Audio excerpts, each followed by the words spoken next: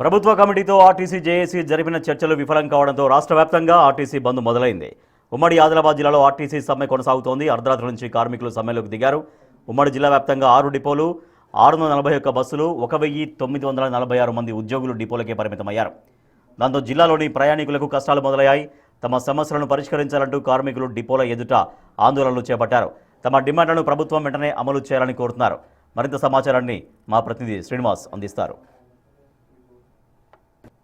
తెలంగాణ వ్యాప్తంగా ఆర్టీసీ సమ్మె సైరన్ మోగింది. ఈరోజు ఉదయం నుంచే తెల్లవారుజాము నుంచి కూడా బస్సులను బయటికి వెళ్ళనీయకుండా ఆర్టీసీ కార్మికులు సమ్మె చేస్తున్నారు.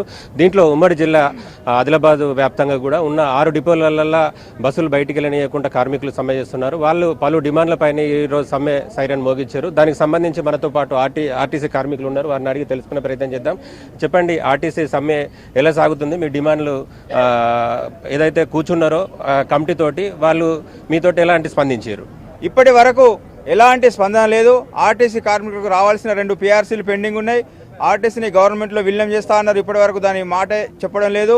అలాగే యూనియన్ ఎలక్షన్స్ పెడతా అన్నారు, ఇప్పటి వరకు దాని కూడా ఏం లేదు. ఏమన్నంటే కమిటీ చేసినామని చెప్పడం జరుగుతుంది తప్ప ఇలా కార్మికులకు రావాల్సిన ఎలాంటివి కూడా ఇవ్వడం లేదు.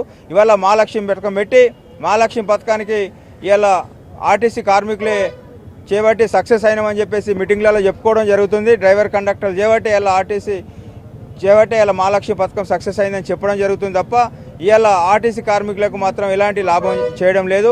ఇవాళ ఈ ఆర్టీసీ కార్మికులకు కోరాల్సిన కోరికలు ఏంటి అంటే, మేము ఆ రోజు మీరు ఏదైతే కాంగ్రెస్ గవర్నమెంట్ రాగా మీరు చెప్పిందో అవే కావాలని అడుగుతున్నాం తప్ప మేము కొత్త కోరికలు ఏం కోరడం లేదు. ఎందుకంటే మేము ఇంత శ్రమిస్తున్నాం. ఇవాళ 48,000 మంది కార్మికులు ఉన్న ఆర్టీసీ ఇవాళ దాదాపు 38,000కు 36,000కు వచ్చింది.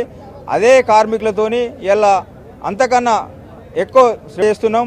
8 గంటల డ్యూటీ చేయాల్సింది మేము ఇలా 12 గంటలు చేస్తున్నాం. అలాంటిది 14 గంటలు చేయాల్సిన డ్యూటీ 18 గంటలు చేస్తున్నాం. ఇదంతా మన శ్రమ దోపిడీ చేస్తుంది గవర్నమెంట్. కాబట్టి ఇప్పటికైనా స్పందించి ఇలా మహాలక్ష్మి పథకం పెట్టి ఇలా ఎట్లయితే నీకు పబ్లిక్ సేవ చేస్తున్నామో అదేవిధంగా మన పబ్లిక్ కూడా ఇబ్బంది కాకుండా వెంటనే మా ఆర్టీసీ కార్మికుల సమస్యలు పరిష్కరించి వెంటనే సమ్మెను విరమించడానికి మీరు ప్రయత్నించి మా కోరికలు నెరవేర్చి ఇలా పబ్లిక్ను కానీ ఇటు మమ్మల్ని కానీ ఆదుకోవాల్సిన ఉందని చెప్పి సందర్భంగా తెలియదు. ఆర్టీసీకి సంబంధించి న్యాయపరమైన డిమాండ్లని ఏ కమిటీ లేకుండా డైరెక్ట్ సీఎం రేవంత్ రెడ్డి సంప్రదించి ఈ న్యాయపరమైన డిమాండ్లు నెరవేర్చాలని, లేని పక్షంలో సమ్మె ఉధృతం అవుతుందని జేఏసీ పిలుపు మేరకు రోజు రోజుకి ఉధృతం అవుతుందని చెప్పేసి మనతో పాటు ఆర్టీసీ కార్మికులు చెప్తున్నారు. కెమెరా పర్సన్ భూమేశ్తో శ్రీనివాస్.